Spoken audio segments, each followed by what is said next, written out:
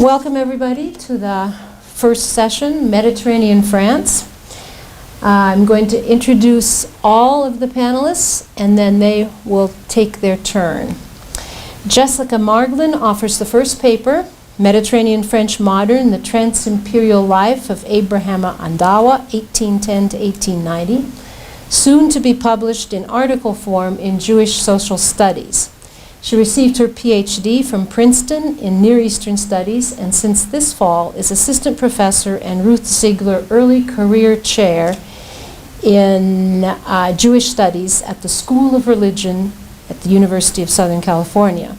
Author of several articles, book chapters, and conference presentations, her work focuses on the Jewish experience in North Africa, in particular in 19th century Morocco.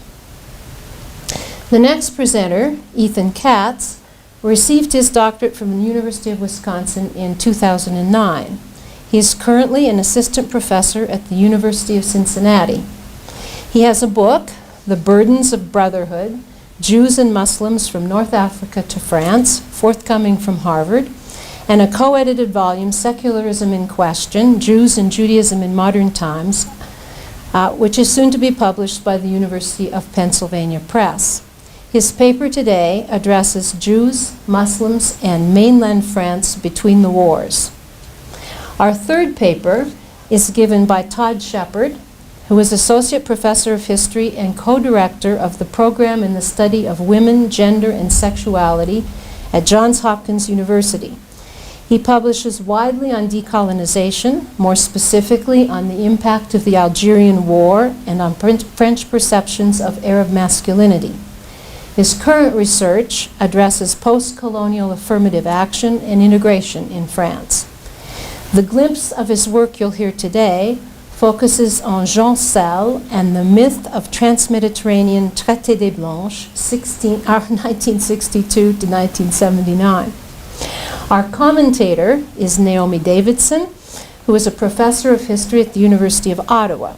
She studies France and North Africa, Islam, and Judaism. Her book, Only Muslim, Embodying Islam in 20th Century France, appeared in 2012. That work and her current research on articulating Muslim-Jewish difference in Algeria during the Third Republic intersects with several themes addressed by the panelists. It's a little hard to imagine a better commentator than Naomi for this particular panel. Thank you and welcome again.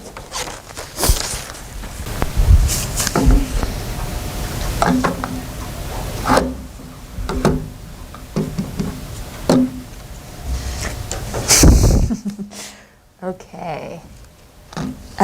First of all, thank you, Susan, for that lovely introduction. Thank you so much, Ethan, for organizing this panel, and Naomi in advance for your comments. I'm actually going to begin with the genealogy of the paper that I'm going to deliver. It's slightly unusual because I'm not giving you an anecdote really from the paper, nor am I exactly presenting the historiographical framework, but bear with me. Basically, I want to give you a sense of why I wanted to write about Abraham Ankawa. It all started in 2011. I was sitting in on a conference on Algerian Jews organized by Sarah Stein and Susan Slimovich at UCLA, at which Ethan participated. And at the time I was finishing up my dissertation, which was on Jews in the Moroccan legal system. And I was really much more of a Moroccanist. I'd never really worked on Algeria directly, and I was one of a few scholars who had sort of been invited to sit in on these Algerian-centered proceedings. And during the concluding discussion, I found myself really frustrated by how ubiquitously France and the French colonial presence had dominated the whole proceedings. This may not seem inherently objectionable here at the SFHS, but to a North Africanist, I was like, why do we always need to be talking about France in a conference on Algeria and Algerian Jews? Why can't we do something else? And I sort of said more or less that, maybe slightly less pissy, I hope. And our colleague, Josh Schreier, who wrote a book on Jews in early colonial Iran, offered a sort of possible direction. He said, in which one might take an exploration of Algerian Jews that wasn't so centered on France. And he talked about this Algerian rabbi named Abraham Ankawa, who had published a book in 1858 that had sparked this sort of international controversy in which rabbis from Algiers, Tunis, Jerusalem, and Livorno had all weighed in. And he had written a tiny bit about this in his book. And I nearly jumped out of my seat. Did I hear right? Ankawa? The Ankawa? I'm sure you're not all thinking that, but to Moroccan scholars, Ankawa is kind of a minor celebrity because he edited this incredibly important collection of Jewish communal ordinances from Fez, published around 1870, which basically absolutely every single scholar of Moroccan Jews knew and had used. The ordinances themselves date from all the way from the 16th century to the 19th century. They're just one of the most important primary sources.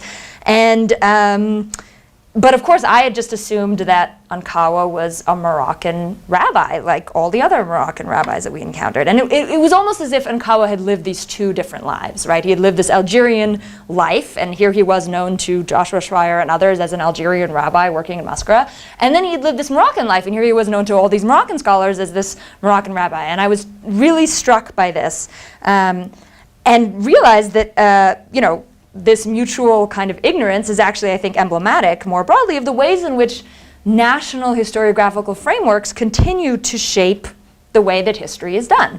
I'm not at all arguing in this paper that Algerian history or Moroccan history are entirely worthless as frameworks in which to study the past, but rather that there are certain individuals like Ankawa and certain questions and subjects which I think really defy the limits of these categories and encourage us to look for others. So what I want to do today is use the life of Ankawa to argue that the frameworks in which the history of Jews in North Africa, and I think actually North Africa more broadly, are generally written are often inadequate to describe the trajectory of somebody like him, but also the experience of so many Jews and Muslims in 19th century North Africa more broadly. So just to give you a few kind of points, to give you a sense of what makes Ankawa fit very badly or not fit at all into these national boxes. Ankawa was born in Morocco, but moved to Algeria fairly young, in his 30s, where he made his career. He was appointed a rabbin délégué in Mascara, and that's where he lived most of his life. But he nonetheless continued to maintain his main intellectual networks with other Jewish scholars in Morocco. And this is particularly evident in his legal rulings, about which I'll speak a little bit more. And then he was also connected to this sort of Mediterranean-wide network of Jewish scholars, the nodes of which were located in Livorno, which is where he printed all of his books, in Jerusalem, in Tunisia, in Gibraltar a little bit, and in France. Now, of course, in many ways, Ankawa's life, I argue, was very transnational, but of course it was also very much shaped by the colonial context in which he lived. So it's not like I'm sort of arguing for ignoring France and French colonial rule, but rather just putting it into a broader sort of Mediterranean framework. And that's the kind of argument of the paper, that there's a Mediterranean framework that I think better captures his experience and perhaps, we'll see, the experience of other Jews like him in the 19th century. And sort of lets us examine how Jews negotiated both the pressures and realities of colonial rule and the very strong, persistent, changing transnational networks that connected them to family, colleagues, business partners, etc., across the Mediterranean. So what I'll do today is sort of talk about 3 different episodes from Ankawa's life that I think illustrate these points. First, I'll talk about his legal rulings, his activities as a legal scholar. Then I'll talk about a controversy over this book that he published in 1858, and which initially sparked my interest. And then finally, I'll talk about another controversy towards the end of his career in 1867, during which his sort of national allegiances were somewhat reified for him, and which actually ultimately proved his undoing. So first, let me talk about him as a legal scholar. His works of jurisprudence, and particularly the publications of responsa that he put together around 1870, offer, I think, a particularly good example of why Ankawa as a scholar cannot really be considered within a national or even an imperial framework. So on the one hand, a large number of Ankawa's responsa were directed at the realities of practicing Jewish law in places where there was still a very significant Jewish legal autonomous system, particularly in Morocco, and really had absolutely no application to the Algerian context in which he was living and writing. So I'll just give you one example. In his collection from 1870, he includes a responsum about a man whose property was stolen while he was living and working in Fez. And the legal question at hand rests on whether the Jewish court would hold this Jewish merchant responsible for reimbursing his business partners for the losses, or whether they would have to seek compensation from a Moroccan Muslim court. Now, this question itself, of course, rests on the assumption that there is such a thing as a Jewish court that has jurisdiction over commercial matters, but which was very much the case in Morocco, right? In Morocco, there was a very robust Jewish autonomous judicial system until colonization in 1912. But in Algeria, where Ankawa was living and where he lived when these were published, Jewish courts had ceased to have the authority to rule on really anything other than personal status, and certainly not commercial matters, 30 years before the publication of this responsum.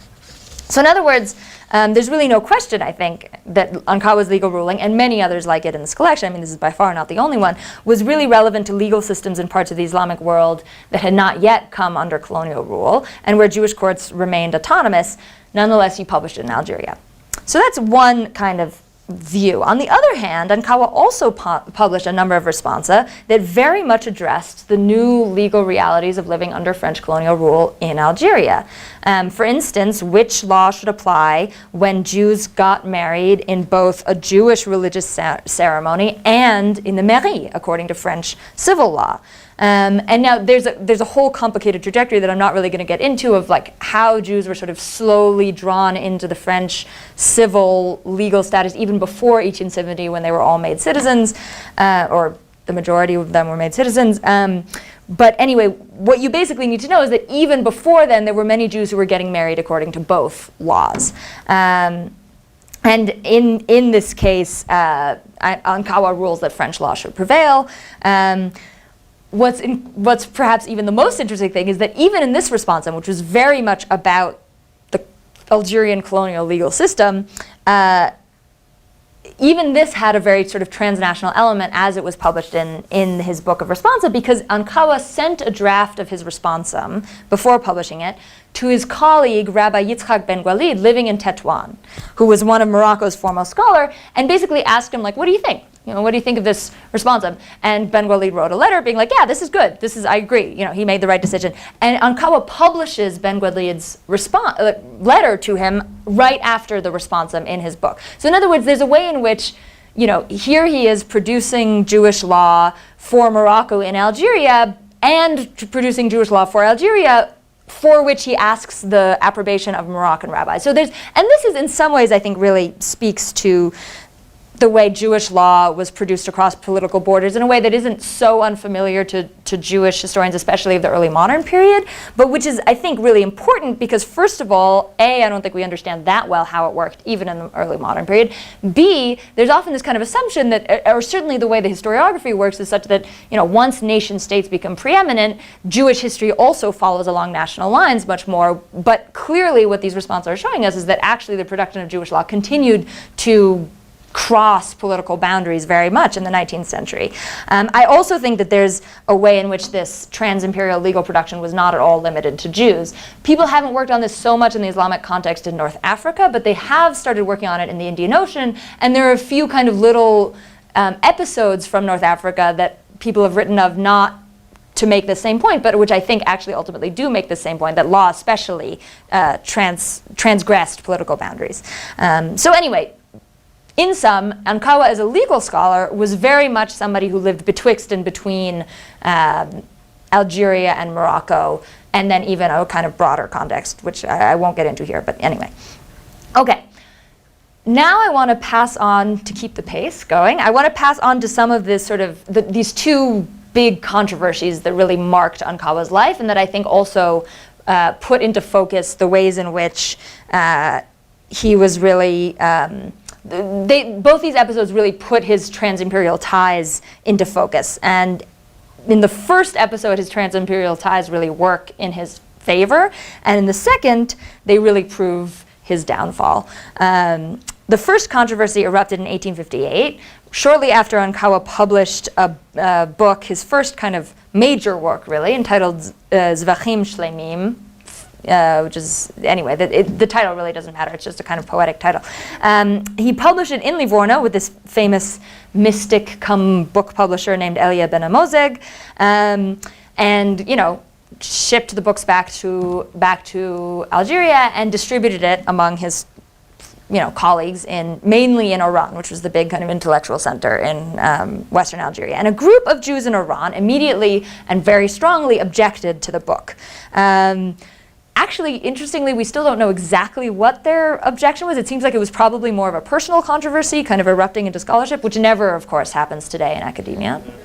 But in this case, it was not just a matter of getting bad reviews. Ankawa's detractors called for him to be imprisoned, you know, publicly displayed their disgust with his scholarship. They even ripped pages from the book and used these pages to wrap fish and meat, and worst of all, to use them as rolling papers for hand-rolled cigarettes, which was, you know, considered extremely disrespectful. And Ankawa was not one to stand idly by while people were literally trashing his work. And his first move was to collect letters of support from other rabbis around the Mediterranean. First he went to Algiers personally, and then kind of solicited letters via correspondence from rabbis in Morocco, Tunisia, Palestine, Italy, and eventually France, from the chief rabbi of France himself. Now, with the help of the president of the consistory, the consistoire of Oran, which was the sort of leading Jewish administrative body, Ankawa had these letters read aloud in all of the city's synagogues, basically to say, shut up, everybody, I know what I'm doing, and look at all these international authorities who are on my side. The president of the consistory, who was himself, by the way, also a Moroccan Jew, anyway, just ignore that. The president of the consistory also got the local prefect on their side, who mobilized the police just in case there were any unwarranted disturbances. And indeed, when there was a slightly feisty crowd at a synagogue who seemed like they were about to kind of protest the reading of these letters aloud, the police immediately declared them, you know, outside the bounds of the law and squashed any protest. And indeed, Ankawa was, you know, mollified, and his work was kind of officially declared to be acceptable. And what's interesting is that his detractors made a kind of last-ditch effort to prove that they were right in the end. And what they did was they objected to the Trans-Imperial origins of these letters that had supported Ankawa, saying that their very Trans-Imperial origins disqualified the letters. They claimed the letters were, quote, irreconcilable with the civilization of our country and came from foreign rabbis whose decisions have no legal authority in a French possession, end quote. In other words, what they did was try to fight Ankawa with claims of sort of modernity, right, civilization, and also with the primacy of the nation state, or at least of the sort of imperial context, right, that Algeria was, of course, already part of France. But these protests didn't fly, at least in 1858. Everybody was like, well, you know what, actually, the rabbis in Tunis and Jerusalem have a lot of authority in our community, and that's the way it is. And if they say that Ankawa's book is okay, then it's okay. Interestingly, these same kinds of trans-imperial versus sort of national controversies came up again about 20 years later. And Ankawa was not nearly as fortunate in this next controversy. In 1876, another controversy erupted around Ankawa. He was not a diplomatic person, shall we say, this time in the city of Mascara, where he worked and lived. As a rabbi, he was also a butcher and a dayan, a judge. And the controversy was sparked, again, a sort of minor incident. Basically, in a moment of rage, Ankawa got very angry at one of these other rabbis in the community and said, "Oi, everybody who calls this man a rabbi should be excommunicated." And people, you know, news got out that he had said this, and people freaked out. There were clearly a lot of people who had, you know, built up resentment against Ankawa over the years in Mascara for one reason or another, and basically used this as a pretext to force Ankawa out of the community, to try to force the consistory of Oran to fire him from his job. Now, for our purposes, what is particularly fascinating is the way in which eventually this conflict became framed as one between, quote, Moroccan Jews, Ankawa being a Moroccan Jew, and native Algerian Jews.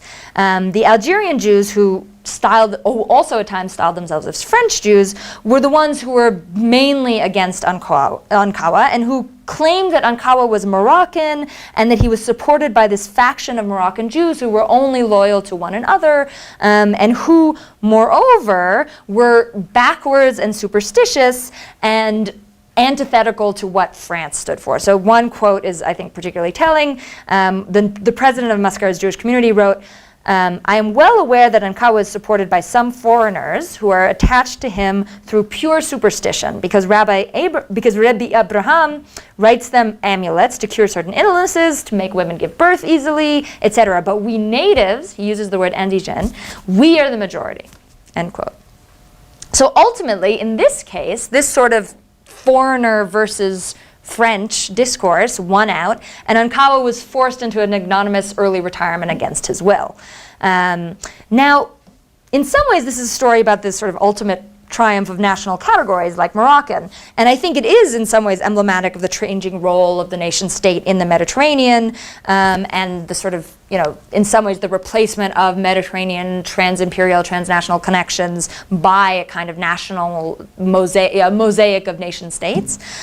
However, I don't think that this is necessarily pointing to the death of the Mediterranean or the way in which the Mediterranean ceased to be a relevant category for people like Ankawa, because Ankawa did not actually transform into a Moroccan overnight, right? Even if he increasingly became labeled as such. I think, on the other hand, what this tells us actually is the way in which the nature of belonging in the Mediterranean shifted as nation states became increasingly paramount points of reference, but also the trans-imperial ties that individuals had continued to persist as really important and formative. So I'll just take a minute and 10 seconds to conclude.